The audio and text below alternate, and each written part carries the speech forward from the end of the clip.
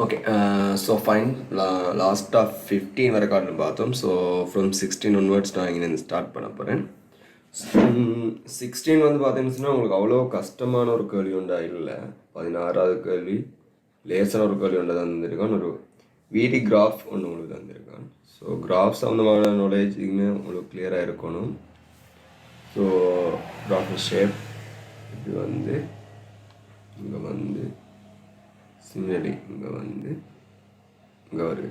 Okay, so ஒரு வீடி graph ஒன்று உங்களுக்கு வந்திருக்கான். அதில் வந்து இவ்வளோ வந்து உங்களுக்கு சொல்லலாம் 10 சொல்லி. So this point 2, this point 4, 6, 8, 10. So again இங்கால வந்து வி. ஸோ இப்போ எனக்கு கேள்வி என்ன சொன்னால், நேரோட்டு பால் வாகனம் வேணர் காட்டப்பட்டுள்ளது பொருளின் சராசரி கதியாது. ஸோ இந்த கேட்ட விஷயம்னு சொன்னால் பொருளோட சராசரி கதி. பட் இந்த வீணு செல்லது உங்களுக்கு தெரியாது. ஸோ இந்த வியை நீங்கள் கண்டுபிடிச்சோணும். இந்த வியை நீங்கள் கண்டுபிடிச்சோணும். ஸோ நம்ம வியை கண்டுபிடிச்ச பார்த்தேன்னு சொன்னால் இந்த ஸ்லோப் என்ன சொன்ன இந்த படித்திறன் மாறையலாம்.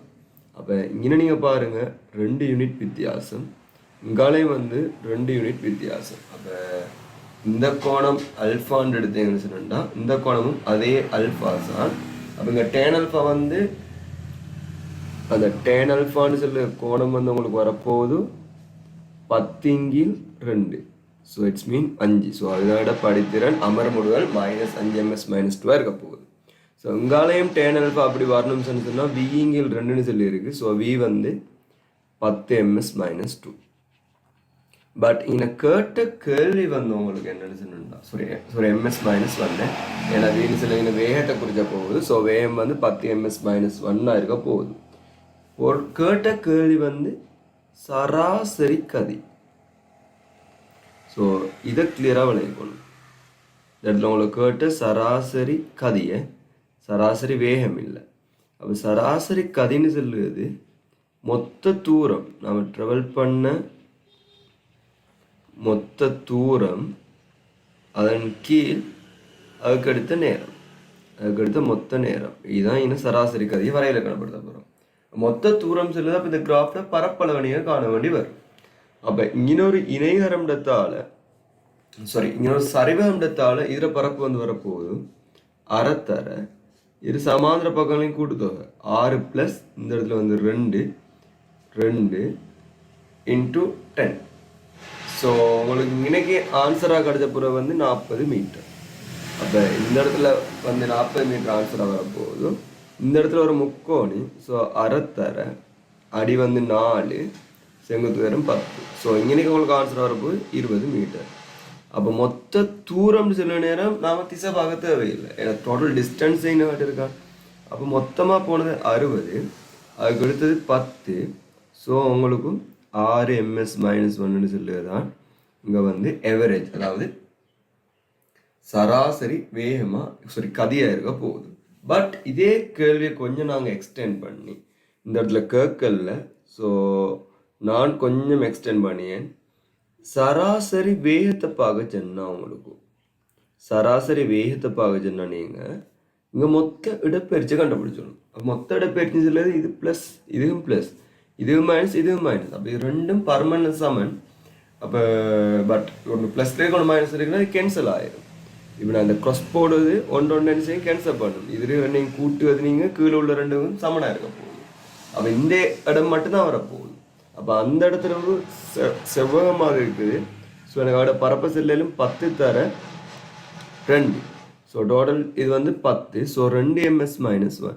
இந்த 2 ms -1 சொல்லி சராசரி வேகமாக இருக்குது. பட் இந்த கேட்டவன் சராசரி கதி. ஸோ 6 ms -1 இந்த இடத்துல ஆன்சராக இருக்கும். ஸோ மோஸ்ட் சிம்பிளான ஒரு கேள்வி உண்டு கிராஃப்லேருந்து கேட்டிருக்கான். இதோட சிம்பிளாக அவனுக்கு கேளான்னு அந்தளவு சிம்பிளான ஒரு கேள்வி உண்டு. பாஸ் பேப்பரில் வந்து இப்போ 2020 இந்த விஷயம் திருப்பி வந்துட்டு இருக்கு. ஸோ அதுலேருந்து காப்பி பண்ண மாதிரி ஒரு ஐடியா ஒன்று தான் அவங்க கேள்வியாக எடுத்திருக்காங்க. ஓகே, ஏட பீட கதியிலும் 4 மடங்கு ஏ பி மோதிய பின் உருவாகும். ஓகே, இப்போ உங்களுக்கு மொத்தல் கேள்வி ஒன்று வந்துருக்கு. ஸோ மொத்தல் கேள்வியில் 1வது இங்கே ஃபஸ்ட்டு நீங்கள் பார்த்துக்கோங்க திணிவுகளை இது ஸ்மால் எம் திணிவும் இங்கால கேபிட்டல் எம் திணிவும். அப்போ இப்போ கேள்வியாக சொல்லுவான் ஏட கதி பீட கதியிலும் 4 மடங்கு உயரும். அப்போ இதுதான் ஏன்னு சொல்லி அவன் தந்திருக்கான் அந்த இடத்துல, இதை பீன்னு சொல்லி அவன் தந்திருக்கான். அப்படின்னா பீட கதியை இந்த திசையில் பீன்னு சொல்லி எடுத்தா ஏட கதி வந்து 4 வீன்னு சொல்லி வரப்போகுது.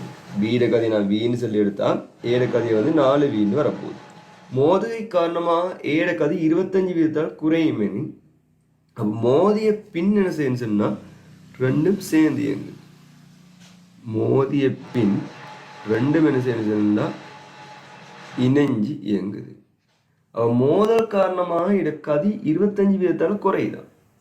மோதல் நடக்கத்தால இட கதி 25 வீதத்துல குறையுதான்.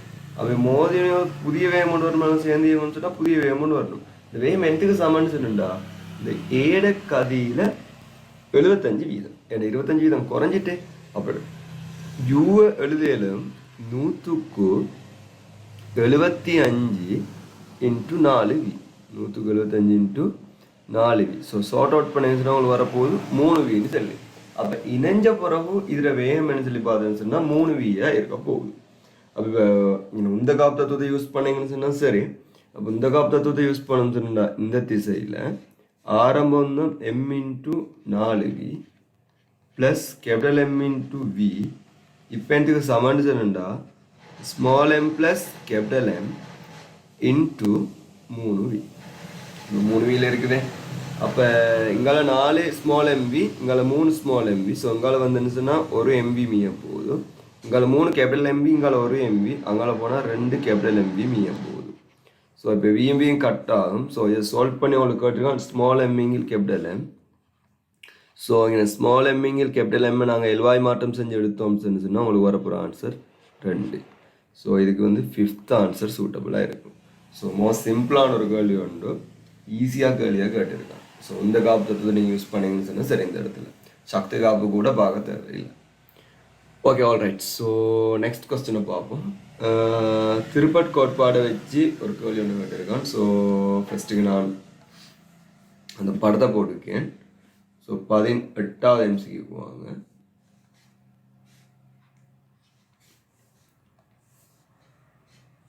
ஓகே, ஒரு கோல் ஒன்று இப்படி இருக்குது.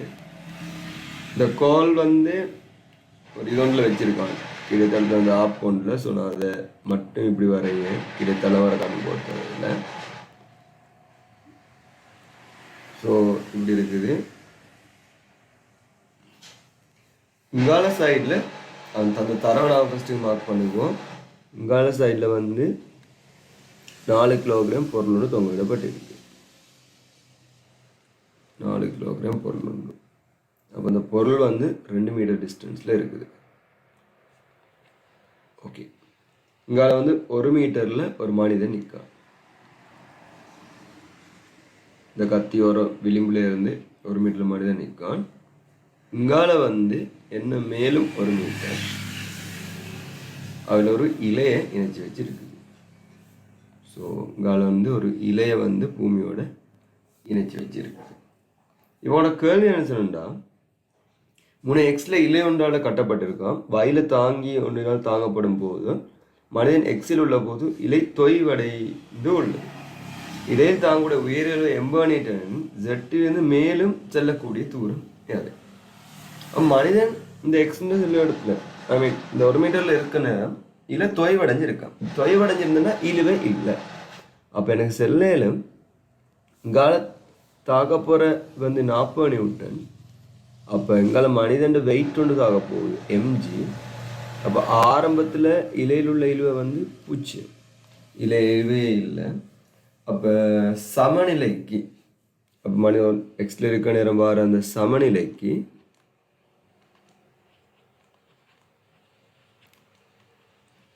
நான் நீங்கள் இந்த இடத்த ஓண்டு சொல்லி மார்க் பண்ணியேன். ஸோ அந்த வயது தந்திருக்கேன், பட் நான் ஓண்டு மார்க் பண்ணியேன். ஓபட்டி நான் திருப்பம் எடுத்துன்னு சொன்னால் வளைஞ்சில் திருப்பம் வளைஞ்சில் திருப்பம் சமனாக இருக்கணும்.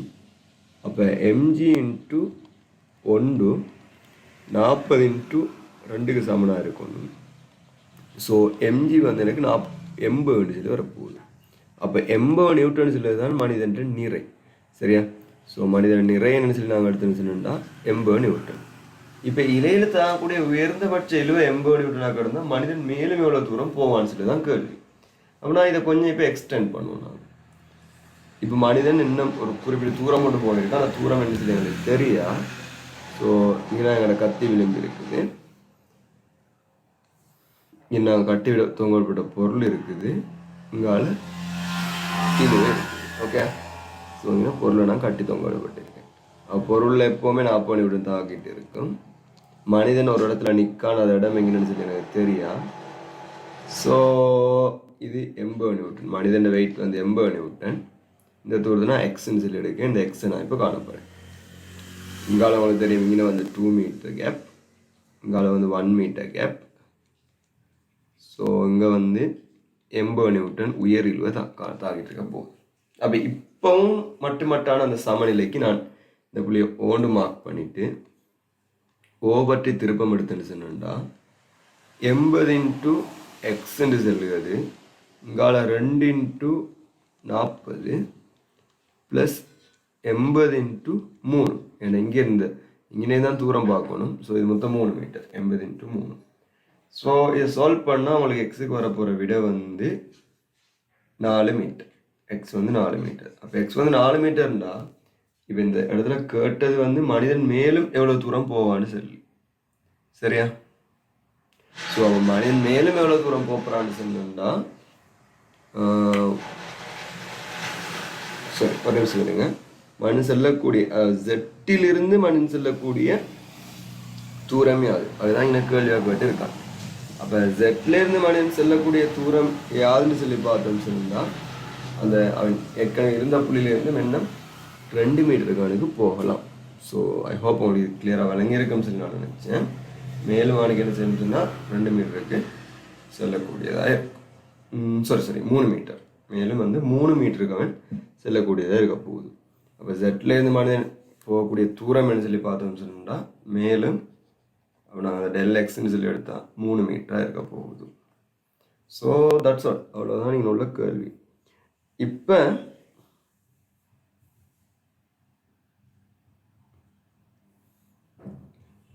இப்போ இதை வந்து இன்னொரு வேலை கண்டுபிடிச்சிடும். எப்படின்னு சொன்னா இப்போ ஏற்கனவே இந்த திருப்பத்துக்கு தான், இந்த 40 நிமிடம் உண்டான திருப்பத்துக்கு தான் மனிதன் இந்த இடத்துல இருந்து ஒரு திருப்பத்தை உண்டாக்கினான். அப்போ எனக்கு இப்போ செல்லலாம் புதுசா மேலதிகமாக இங்கே உருவான திருப்பம் மனிதன் மேலதிக திருப்பத்துக்கு சமனாக இருக்கும். மனிதன் இங்கே ஒரு தூரம் ஒரு நகர்வான் தானே, அது நகரத்தில் எனக்கு ஒரு மேலதிக திருப்பம் கொண்டு வரும் தானே, அதுக்கு இந்த திருப்பம் வந்து சமனாக இருக்கணும். அப்போ இப்போ இங்கே புதுசாக வர திருப்பம் என்னன்னு சொல்லி பார்த்தோன்னு சொன்னா 80 இன்ட்டு 3. அப்போ 80 இன்ட்டு 3ன்னு சொல்லுறது இந்த இடத்துல புதுசாக வர திருப்பம். அப்போ அந்த 80 இன்ட்டு 3ன்னு சொல்ல திருப்பம் மனிதனால புதுசாக அங்கால அதிகரித்த திருப்பம் என்னன்னு சொல்லி பார்த்தா அதே 80 இன்ட்டு சரியா 80 இன்ட்டு இப்போ இங்கே போன தூரத்தை நீங்கள் கான்செப்ட் பண்ணணும். ஸோ என்ன சொன்னா இப்போ ஏற்கனவே இந்த திருப்பம் ஒன்று இருந்திருக்குமே, அது தாண்டி மனிதன்கால இவ்வளோ தூரம் நகர்ந்ததால் ஒரு புதிய திருப்பம் ஒன்று வந்திருக்க போகுது தானே. அப்போ டெல் எக்ஸாக இருக்க போகுது. ஸோ இங்கே இருந்தவங்களும் டிரெக்டாக ஆன்சர் வர போகுது டெல் எக்ஸ் 3 மீட்டர். சரி, எப்படி டிரெக்டாக அவங்களுக்கு ஆன்சர் எடுக்கக்கூடியதாகவும் இருக்கும். ஏன்னா அவ்வளோ சிம்பிளஸ்டான ஒரு கேள்வி ஒன்று இந்த இடத்துல கேட்டு இருக்கும். சரியா?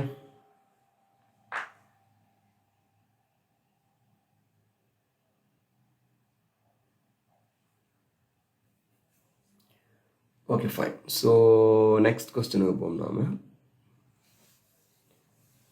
ஸோ 19 கேள்வி பாருங்கள். 19 உங்களுக்கு ஒரு வீடி கிராஃப் ஒன்று வந்துருக்கு.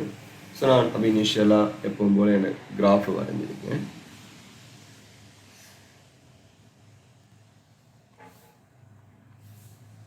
ஸோ உங்களால் பின்னு சில ஒரு வெஹிக்கிளை தந்துருக்காங்க, மேலே ஏழு சில ஒரு வெஹிக்கிளை பற்றி தந்துருக்காங்க.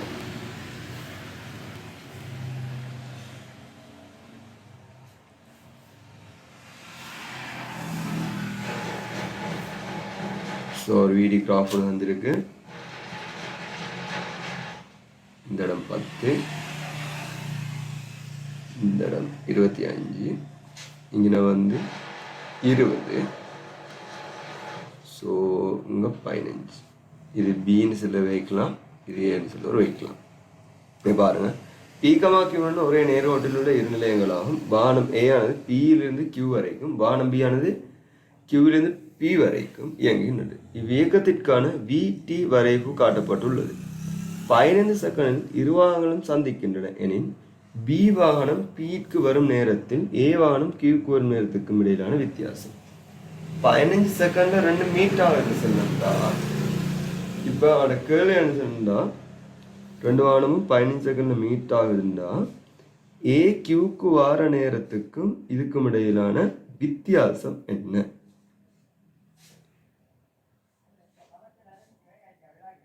ஓகே, இப்போ வாகனம் பி வந்து கியூலேருந்து பிக்கு போகுது. அப்போ இது ஒரு, இப்போ நம்ம இது ஒரு சினாரியோ படம் ஒன்று நான் அடுத்து சொன்னேன்னா, இது பின்னு சொன்ன ஸ்டேஷன், இது கியூன்னு சொன்ன ஒரு ஸ்டேஷன். அப்போ இதில் ஏ வந்து பியிலேருந்து கியூக்கு போகுது. அப்போ இப்போ ஏன்னு சொல்லுவது இந்த இடத்துல நிற்காரு, இவ்வளோ தூரம் ட்ராவல் பண்ணிட்டு இவர் நிற்காரு. பின்னு சொல்லுவார், கியூலேருந்து பியை நோக்குவார். அவரை மீட் பண்ணணும்னு சொன்னால் இதே இடத்துக்கு வந்திருக்கணும், அவர் இவ்வளோ தூரம் ட்ராவல் பண்ணியிருக்காரு. அப்போ இப்போ இவங்க 2 பேரும் அங்கே போய் சேர்கிற நேரம் அப்படின்னா நேர வித்தியாசம்னு சொல்லி கேட்டுருக்கு. இப்போ உதாரணமாக இந்த இடத்துல 2 பேரும் மீட் பண்ணிட்டாங்க தானே. இப்போ இவர் தான் ஏ, இவர் தான் பிஏ. ஏ இங்கேருந்து 10 செகண்ட் எடுத்தா, இவர் இங்கேருந்து 8 செகண்ட் எடுத்தா நேர வித்தியாசம் 2 செகண்டாக இருக்கும். ஏன்னா இங்கே மீட் பண்ணிட்டாங்க, மீட் பண்ண கணத்துலேருந்து நம்ம டைம் அளக்க இல்லை, நோ ப்ராப்ளம். அப்போ இப்போ நாம இது போன தூரத்தை காணும். அப்போ தூரத்தை காண சொன்னோன்னா இந்த கிராஃப்டை பரப்பை பார்க்கணும். அப்போ ஏ போன தூரத்தை பார்க்க இந்த பரப்பு எடுக்கணும்.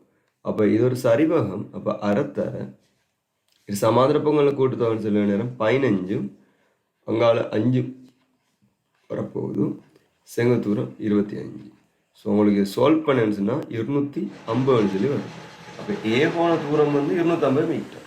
Okay fine. பி போனது இதில் வரும். அப்போ இங்கே டிரெக்டாக அவ்வளோ வரப்போ 15 தர 20 30 மீட்டர், சாரி 300 மீட்டர். பி போன தூரம் வந்து 300 மீட்டர்னு வரும். மேலும் ஏ 300 மீட்டர் போகும். அப்போ மேலும் ஏ 300 மீட்டர் போக எவ்வளோ டைம் எடுக்கும்னா 25 ms மென்சனோட போகிறதால எனக்கு 300 25 பிரிச்சிடும். பிரித்தா உனக்கு இன்றைக்கி வரப்போகிற வந்து 12 செகண்ட். அப்போ மேலும் 12 செகண்ட். அப்போ இன்னைக்கு வர காலம் 15 செகண்ட், இங்கே மேலும் 12 செகண்ட் எடுக்க போது கியூக்கு போகுது. டி எவ்வளோ நேரம் எடுக்க போகணும்னு சொல்லி பார்த்தா 250 நான் பிரிச்சோணும் 20ஆல். ஸோ 250 நான் 20ஆல் பிரிச்சுன்னு சொன்னால் எனக்கு வந்து வரப்போகுது 12. Okay, 12.5 second. அப்போ எனக்கு இந்த டைம் 2 வச்சு 2க்கும் இடையிலான நேர தாமதம் எவ்வளோ டிலே ஆகும்னு சொல்லி கேட்டுன்னு சொன்னால் நான் 0.5 செகண்ட் சொல்லி சொல்லிடுவேன். உங்களுக்கு அப்படி விலங்கல்னு சொன்னால் இப்படி பாருங்கள், இங்கேருந்து இங்கே ஏ வர எடுத்து 15 செகண்ட், இங்கேருந்து இன்னைக்கு பி வர எடுத்து 15 செகண்ட்.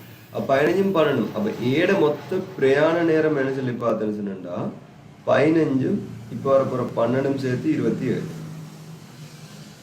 இதே பீட மொத்த பிரயாண நேரம் என்ன சொல்லி பார்த்தா அந்த 15 ஏற்கனவே வந்து மீட்டா நேரம் இந்த 15, இப்போ 12.5 27.5. அப்போ 2க்கும் இடையில வரப்போ டைம் டிலே என்னன்னு சொல்லி பார்த்தா இப்போ உங்களுக்கு அதே ஆன்சர் தான் கிடைச்ச போது 0.5 செகண்ட். ஸோ உங்களுக்கு இதை வேண்டிய மாதிரி செய்யலாம். ஸோ நான் ஜஸ்ட் ஒரு வே ஒன்லாம் உங்களை அப்ரோச் பண்ணியிருக்கேன். So this is the way. Okay, 20க்கு வாங்க. 20 வந்து ஒரு இடப்பெயர்ச்சி டீட்டா கோணம் தெரியப்பட்ட 2 பொருட்களோட நிலை குத்து கிடை இடப்பெயர்ச்சி மாறுறது வரைவு காட்டுகிறது. அப்போ கோணம் என்னன்னு சொல்லி தான் கேள்வியாக காட்டியிருக்கான். அப்போ உங்களுக்கு 2 கிராஃப் தந்திருக்கான். ஓகே, இன்னொரு வரைவோம், இன்னொன்று வரைவோம். ஒரு கிராஃப் வந்து நேரோடு கிராஃப், அடுத்தது வந்து வளைகோடு கிராஃப் ஒன்று. அப்போ இது கிடை இடப்பெயர்ச்சி செல்லிய தாரான் கேள்வியில் மென்ஷன் பண்ணிய தாரான் கிடை இடப்பெயர்ச்சி. இது XS with respect to time. இது sy with respect to time. அப்போ இது ஒரு curve ஷேப்ல போய் இப்படி வருகிறது. இப்போ இது வந்து 20, இங்கே 2, இங்கே 4, இங்கே வந்து 4, இது வந்து 80√3. ஸோ இதுலேருந்து உங்களுக்கு என்ன தெரிய வருகுதுன்னு சொன்னால் பரப்பு நேரம் தெரிய வருகிறது. பரப்பு நேரம் சொல்ல நேரம் அது வந்து டீங்கிற 4 சொல்லி தந்துருக்கோம். உங்களுக்கு பரப்பு நேரத்தை எடுத்தாக சாம்பாடு தெரியும் 2u sin தீட்டாவின் கீழ் இதுதான் பரப்பு நேரத்துடைய சாம்பாடு. அதே நேரம் உயரம் தெரியும். உயரம் வந்து 20 சொல்லி தந்திருக்கான். அப்போ அதே நேரத்துக்கு சமன்னு சொன்னா u வர்க்கம் sin வர்க்கம் தீட்டாவின் கீழ் g இருக்க போகுது. u வர்க்கம் sin வர்க்கம் தீட்டாவின் கீழ் g. அதே நேரம் கிடை வீச்சு தந்திருக்கான். கிடை வீச்சு r என்றுக்கு சமன்னு சொல்லி கேட்டா 2u வர்க்கம் sin theta cos theta over g. அப்போ அதோட பெருமானம் இந்த இடத்துல உங்களுக்கு கிளியராக தந்திருக்கான் 80√3. இப்போ இது எல்லாத்தையும் வச்சு ஏங்கிளை கண்டுபிடிச்சோம். ஸோ சிம்பிளான வேலை உண்டு. இப்போ இந்த இடத்துல உங்களுக்கு என்ன செய்யணும்னு சொன்னா இந்த யூ வர்க்கத்தை கேன்சல் பண்ணிட்டேங்கன்னு சொன்னால் ப்ராப்ளம் சால்வ் ஆயிரும். யூ வர்க்கத்தை கேன்சல் பண்ணுன்னா ப்ராப்ளம் சால்வ் ஆயிரும். அப்போ நான் இப்போ என்ன தெரியுமா செய்ய, ஸோ நான் இங்கே ஸ்பேஸில் அடுத்த எழுதியேன். நான் இப்போ என்ன தெரியுமா செய்ய, ஆரை வந்து எச்சால் பிரிச்சேன்.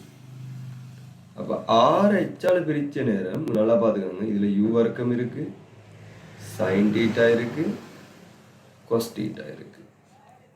இங்கே நீங்கள் பார்த்தீங்கன்னா கீழே ஜி ஒன்று இருக்கு. இங்கே வந்து ஹெச்னு இதில் வச்சுன்னா நம்மளுக்கு யூ வர்க்கம் வரும், சைன் வர்க்கம் தீட்டா வரும், கீழே ஜி ஒன்று வரும். அப்போ இந்த ஜியும் வெட்டப்படும், யூ வர்க்கம் வெட்டப்படும், ஒரு சைனும் ஒரு சைன் தீட்டா வெட்டப்படும். அப்போ ஆரோவை ஹெச் உங்களுக்கு எப்படி வரப்போறதுன்னு சொன்னா மேலே 2 கொஸ் தீட்டா மிச்சம், கீழே ஒரு சைன் தீட்டா வந்து மிச்சம். நான் இப்போ தலைகளை மாற்றியேன், ஹெச்ஓஆர்னு சொல்லி. அப்போ ஹெச்ஓஆர்னு சொல்லி நான் மாற்றினா சைன் தீட்டா கீழே 2 கொஸ் தீட்டா. இந்த சைன் தீட்டா கீழ் கொஸ் தீட்டா டேன் தீட்டான்றது. அப்போ டேன் தீட்டாவின் கீழ் 2. அப்போ இங்கே டேன் தீட்டான்னு சொல்லி எதுக்கு சமன்டா 2 ஹெச்சின் கீழ் 6க்கு சமன். இப்போ ஹெச் தெரியும்.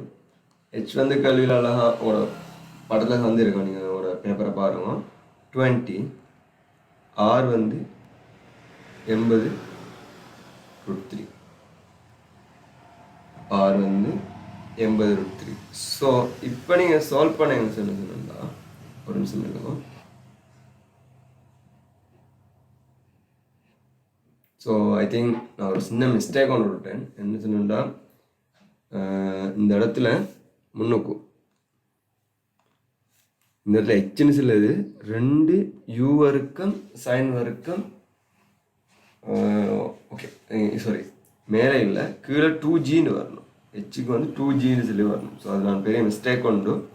ஸோ இந்த இடத்தையும் 2Gன்னு வரணும். இந்த 2 மேலே போய் இவிடம் 4 மாறும். அப்போ இங்கேயும் 4 மாறப்போகுது. அப்போ இங்கேயும் 4 தரன்னு சொல்லி வரப்போகுது. அப்போ 80 கீழ் 80√3 சொல்லி 1/√3. 1/√3 சொன்னால் அவங்களுக்கு தெரியும் கோணம் வந்து 30 பாகை. எரியப்பட வேண்டிய கோணம்னு சொல்லுது வந்து 30 பாகைக்குரியதாக இருக்கும். ஸோ சிம்பிளான ஒரு விஷயம் மட்டும் தான் எனக்கு கேள்வியாக கேட்டிருக்காங்க. நான் ஒரு சின்ன சமரி ஒன்று தாரேன்.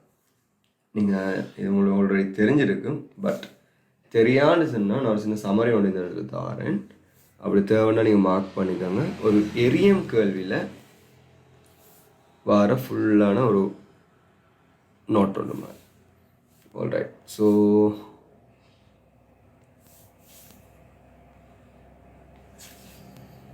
Okay fine.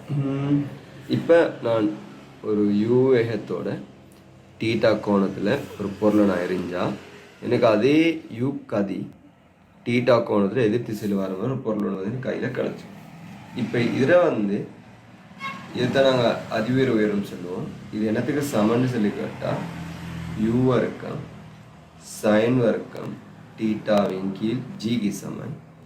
கிடைப்பரப்பு வீச்சு இந்த 6 சமன் சொன்னா 2u வர்க்கம் சைன் 2u வர்க்கம் சைன் தீட்டா கொஸ் தீட்டாவின் கீழ் ஜி. அப்படி இல்லைன்னு சொன்னால் 6 இன்னொரு டொன்லையும் சொல்லுவோம் யூ வர்க்கம் சைன் 2 தீட்டாவின் கீழ் ஜி. அதே நேரம் பரப்பு நேரம் இன்னைக்கு t/2 இருக்க போகுது. அது ஒரு புள்ளி எடுத்த நேரம் இங்கே t இருக்க போகுது.